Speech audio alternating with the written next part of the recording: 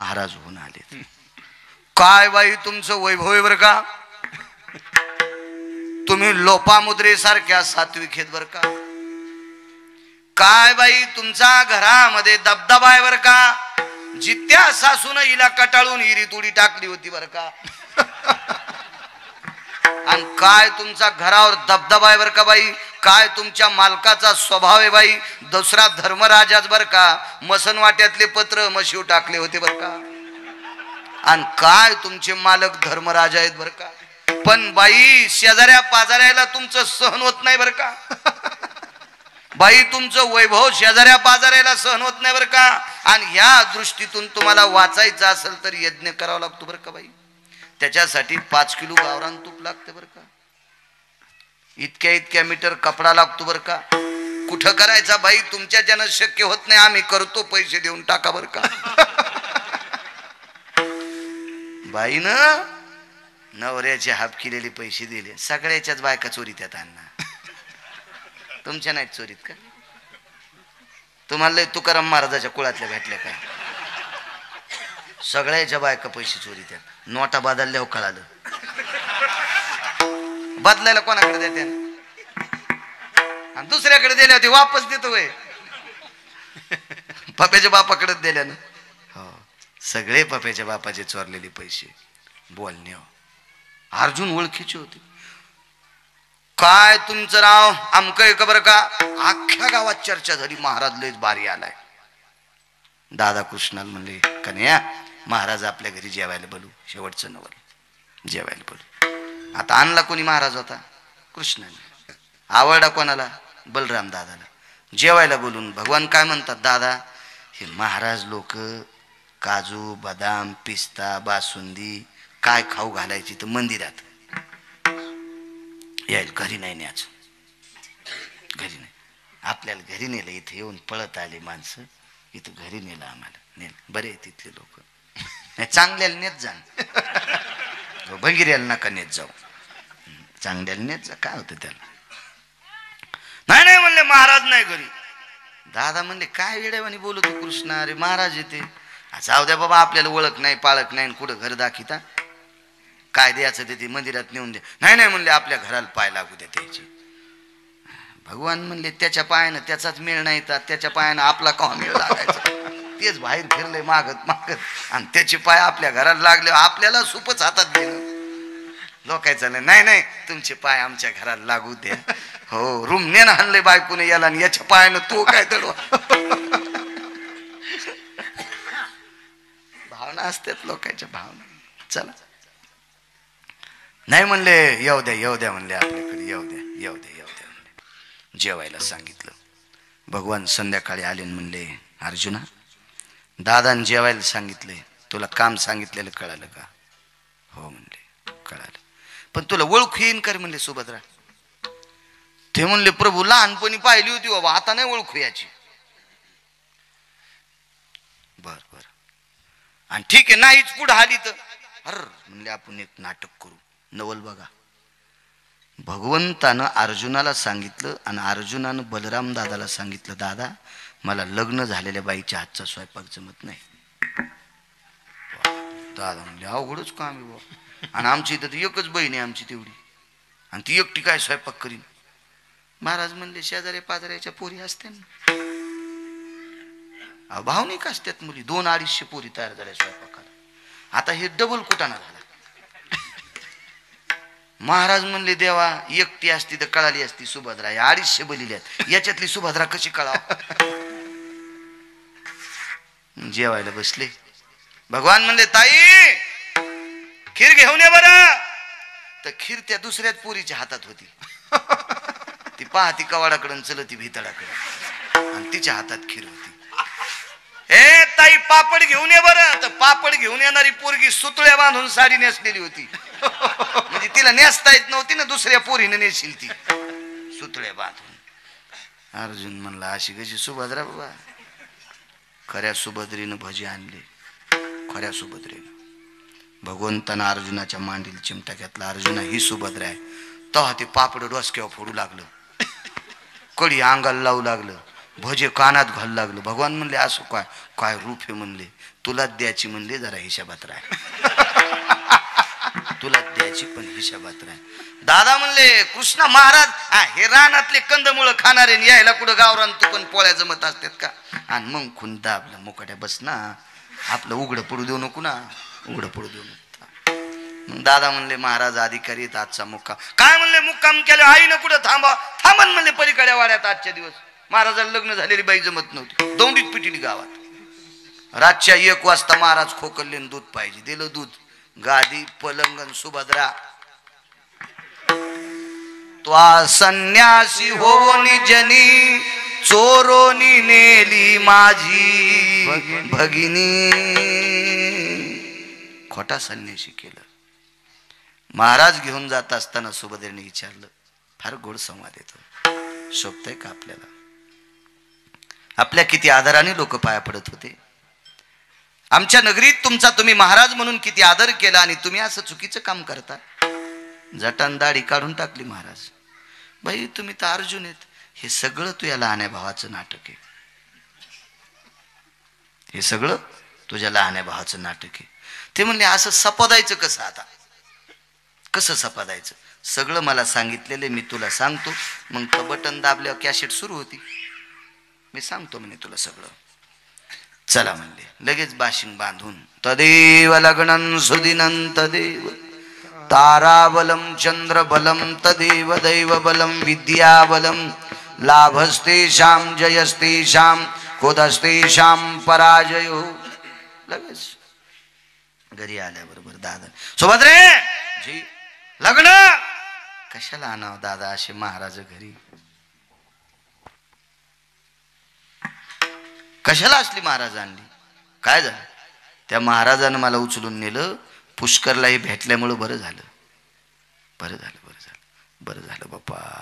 अर्जुना तुम्हाला सुभद्रा भेटली. त्या महाराजाला हाणायला पाहिजे होतं. आणि महाराज कोण होता? हेच. जाऊ द्या, पुढचं सांगत नाही. दुर्योधनाच्या कानावर वार्ता गेली, तुझ्याशी सोयरी केलेली मुलगी संन्याशानं पळून नेली. ते म्हणला काय आपलं नशीब खोटं बापा. देवाची बहीण प्राप्त झाली, संन्याशाने नेली. आणि कालांतराने निरोप दिला त्या संन्याशाला अर्जुनानं मारलं आणि अर्जुनाला भेटली. जाऊ द्या म्हणला, कोणाला का भेटणं पण घरच्या घरी आली. आणि सरळ सरळ जर सोयरीक मोडून दिली असती तर जगू देत होता का? साधं नवले का? नवल केवळे केवळे नवल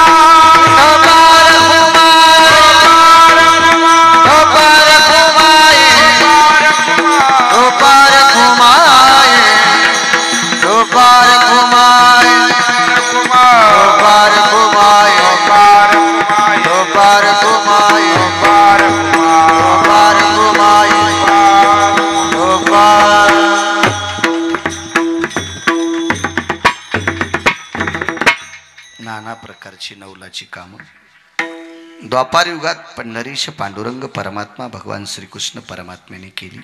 ही द्वापार युगातली फार मोठी नवलाची कामं. ब्रह्मांडाचा मालक हा मथुरेत जन्माला आला हे सुद्धा नवल होतं. 8 वर्षाची मूर्ती प्रगटणं हे सुद्धा नवल आहे. झाल्या लेकरानं बोलणं हे सुद्धा नवल आहे. मला इथं नेऊन ठेवा, तिथून माया घेऊन या असं सांगणं हे सुद्धा नवल आहे. तुम्ही या रक्षपाळाला भेटाल ती मिळवून टाकतो असं सांगणं सुद्धा नवल आहे. देवाला उचलल्याच्या नंतर हातापायातल्या बेड्या गळाल्या, हे सुद्धा नवल आहे. बाहेर पाऊस पडत होता, वरी शेषानं सावली धरली, हे सुद्धा नवल आहे.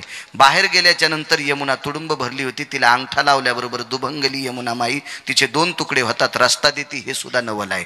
ज्याका माणसाकडं 9 लाख गायी आहेत, एवढा श्रीमंत व्यक्ती रात्री 1 वाजता उठून गाईला वैरण टाकतो, हे सुद्धा नवल आहे. आणि वैरण टाकल्याच्या नंतर गाईचा दरवाजा उघडा राहतो, हे सुद्धा नवल आहे. आणि ह्या नवलामुळंच यशोदेसारखी आई सापडली, नंदासारखा पिता सापडला. किती मोठं नवल आहे. आणि मग ती माया घेऊन गेली, ती हातीची निसटली. तुझं लागी वधी उपजला मजाधी, इकडे गोकुळात गोकुळीच्या सुखा अंत पार नाही लेखा. बाळकृष्ण नंदा घरी आनंदल्या नर नारी. हा जगदानंद कंद जगतपती जन्माला आल्याबरोबर सगळ्या गोपीला आनंद. गोवळणी त्या तोंडा भोललिया, सगळ्या गोपी त्याच्या तोंडाला भुलून गेलेल्या आहेत. आणि मग खोड्या करत होता, रांगत होता. आता जाई राणा सवे घेऊन गोधना. मग गाई ओळण्यासाठी पाठीलं. अगोदर अलीकड नाना प्रकारच्या खोड्या केल्या. एका गोपीच्या घरी गेला, दारात नाचत होता, पायात सुंदरशी घुंगर होते. छुमछना नाना बाळाच्या कृष्णाच्या पायी वाजती पैंजन. नाचू लागलेला आहे. त्याच्या पायात जे पैंजन होते का महाराज, त्याला बारीक बारीक घुंगर होते. आणि घुंगराचा आवाज मला वाटतं जास्त गोड असतोय. काही काही लोकांना 150-150 एकर जमिनी इकल्या त्या आवाजामुळं. जमीन इकल्यानं गोड असतो म्हणा आवाज. आपण काय ऐकला नाही, पण त्यांनी 150-150 एकर इकल्या, याच्यावरून कळालं ते लयच गोड असेल. असो काही काहीचा आवाज तो. आता त्या घुंगरात जर इतकी ताकद असेल तर याच्या पायातल्या घुंगरात किती ताकद असेल. कृष्ण आतली बाई अशी दरदरच झाली. कोणी पाय ग? कृष्ण. इतकं चांगलं नाचतो का ग म्हणे ते. हो, भले जर त्याला मधात कृष्णा ये ना मध्ये. नको, तुझी सासू तर मारण म्हणली होती. ते म्हणले आता तुम्ही मारीन म्हणला होतात का? भाई हो ग, मी पराला म्हणले होते. मग तुम्हीच बोला. हे कृष्णा मारीत नाही, ई मध्ये. मध्ये बोली म्हणले नाचणं रे, जरसा नाचलं. अरे लय नाचा बघा वाटतं रे नाचणं. ते म्हणलं एकट्याला नाही आनंद वाटत, नाचायला सोबती पाहिजे कोणतरी. बया सारी माणसं शेतात गेली आणि आम्ही बयाच्यात सऱ्यान कसे नाचा. ते म्हणलं काय होतं वाड्यातले वाड्यात. बयानं बयात मध्ये हरिपाठ करायला काहीच हरकत नाही. बायानं बायकात गाथा वाचायला काहीच हरकत नाही. बायकांनी बायकात हरिपाठ पावली खेळून करायचा. काय हरकत आहे त्यांनी त्यांच्यात केला तर. मस्त एखादी कोणाची बैठक बघायची, एखादं मंदिर असावा, बैठक असावी, स्वतंत्र बायकांनी त्यांच्याकडं टाळ, त्यांच्याकडंच गाथा. काय काय हरकत आहे. त्यांनी त्यांच्या वैभवात करायचं. हा मिश्र झालं की मग जरा खिचडी होत असती, मग अवघड. हो, मग मला वाटतं पैठणच्या मालकाला पटलं नव्हतं. आपल्याला पटतं ते काय असं करायचं, त्या मालकाला पटत नव्हतं. मग तुम्ही साऱ्या बयाच्यातनं काय होतंय. पाय बापा इड वाकडं नाचत होत. नाचता नाचता इकडे कोपऱ्यात नेल्या आणि असा हात केला. आणि थोड्या वेळानं आतून संदेश आला, कन्हैया जमलं. आणि मग नाचत नाचत इकडे कोपऱ्यात नेले. भगवंताने एकदा असं केलं. बाकी 2-4 म्हाताऱ्या कोथऱ्या सुनायला नीट न बोलणाऱ्या बऱ्याच म्हाताऱ्या असतात ना. सून स्वयंपाक करताना शेजारणीची इथं जाईन, शेजारीन चपात्या करताना तिला उंडे करून देईन, अशा लय मोठ्या म्हाताऱ्या असतात ना. पण सुनाला नाही काही करू लागायच्या अशा काही काही म्हाताऱ्याला. तुम्हाला सांगू का, घरी सुनापशी जर आदर पाहिजे असेल तर चांगलं बोला जा. सून दिवाळीहून आली नाही इतकंच म्हणायचं, बाई द्वारकाबाई परच्या दिवशी दिवाळीहून सुनबाई आल्या तर पाहणं कसा पिसा आणलाय चोळीला, बाई चांदण्यावानी चमकायलाय. ती दुधाचा चहा करते. पण लोय म्हाताऱ्या काय काय खातरा. द्वारका आहे का काय ग, आली ना पराच्या दिवशी दिवाळीहून, आणलं टाकलं टाकायला धुडक मला. तिनं दूध सांडून दिलं काळा केला. गोड बोललं पाहिजे. काय चांगलं बोलण्यात काय आपलं दुकान जळत आहे. मस्त बोललं, वचनम किम दरिद्रता. माणसाला आदर भेटत असतो, चांगलं बोलायचं, करायचं वर्णन तिचं. काय होतं त्याला. सुनायला सांगतो, तुम्हाला जर भावाचीतून भारीची साडी पाहिजे असेल तर पठ्ठ्याचं ऐका. पण तुम्ही लय येड्यावानी करतात. माय वहिनी येत का काय? हो बाई, ते तुमचा भाऊ होता काय? आणि बस स्टँडला झोपला होता आणि त्याचे तोंड कुत्रे चाटू लागले. दिवाळी झाल्यावर निघाल्यावर नवरा म्हणला, म्हणजे कुठं चाललात? चाललो नगरला. कशाला? ताईला साडी आणायची. आणि घरच्या का फुकून घ्यायच्यात का? संदक भरलाय साड्यानं. आणि त्या संदकातल्या साड्या म्हणजे लग्नातल्या 4.5 वार. डोकं भरून पदर घेतला की पाय उघडे, आणि पाय घोळणी असली की झिपऱ्या उघड्या. संदकातलीच साडी दिली, संदकातलीच. असं भाऊजाईच्या माहेराची निंदा केली की असं होते. तुम्हाला साडी भारीची पाहिजे ना, गिरगावकरांचं आहे का? वहिनी बाई, नगरच्या बस स्टँडला तुमचे दादा भेटले होते. आम्हाला पाहिल्याबरोबर 2 बिस्लऱ्या दिल्या, लेकराला डझनभर केळं दिले, 2 बिस्किटचे पुडे दिले. बाई वहिनी, काय तुमच्या माहेरातली पद्धत आहे बाई. धर्मराजासारखा तुमचा भाऊ आहे बाई. आणि हिच्या भावाचा कसा खाली लोळू लागला, चडीचा नाडा म्हणते का तुमच्याकडे? नाडा लोळू लागला, नाडा. तरी म्हणली बाई, तुमचा भाऊ काय धर्मराजासारखा आहे बाई. काय तुमच्या माहेरातली वागणूक आहे बाई. खरंच ते काही काही भागातली वागणूक वहिनी, तुमचा भागच चांगला आहे. नवरा बायकोल म्हणला, एखादी साडी एक औंदा ताना पाहिजे. बाई 37 क्विंटल सोयाबीन झाली, 1 क्विंटल सोयाबीन इकानं. भाऊ असता तर नसती का अर्धी जमीन घेतली. तिच्या भावाचं वर्णन केल्यावर तिनं नवी साडी आणायला लावली. सांभाळी जाण भावाला. भावजीला काय होतं? काय एडिंग झाली तुमच्या जिबीला? वाकत नाही का तुमची जीभ? वर्णन करी जाण काय होतं, काय आपल्या काय झोळीत धोंडा पडतो का? ती म्हातारी आली. कृष्णा, एकदा असं केलं आणि एकदा असं काऊन केलं? ते म्हणलं मला झटकाच येतोय. नको बापा, झटका लय बेकार असतोय. ते म्हणलं तसा मरायचा येत नाही.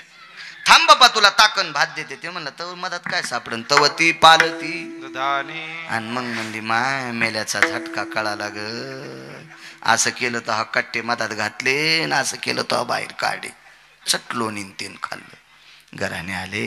यशोदे, गोकुळी राहावे की जावे? मग आता जाई राना आणि सवे घेऊन गोदना. तिथं खांदी भार पोटी भूक, काय खेळायाचे शोक. सर्व एकत्र बसले. प्रसाद रस्तु यभवायाम, व्याधी निरशन हितार्थायाम. यत सर्वातु भव प्रसाद रस्तु, कवलम कवलाति जायते. गोपाल कृष्ण भगवान की जय. ज्ञानेश्वर माऊली, ज्ञानराज महाराज, ज्ञानेश्वर माऊली, माऊली ज्ञानेश्वर माऊली, ज्ञानेश्वर माऊली. भैरवनाथ भगवान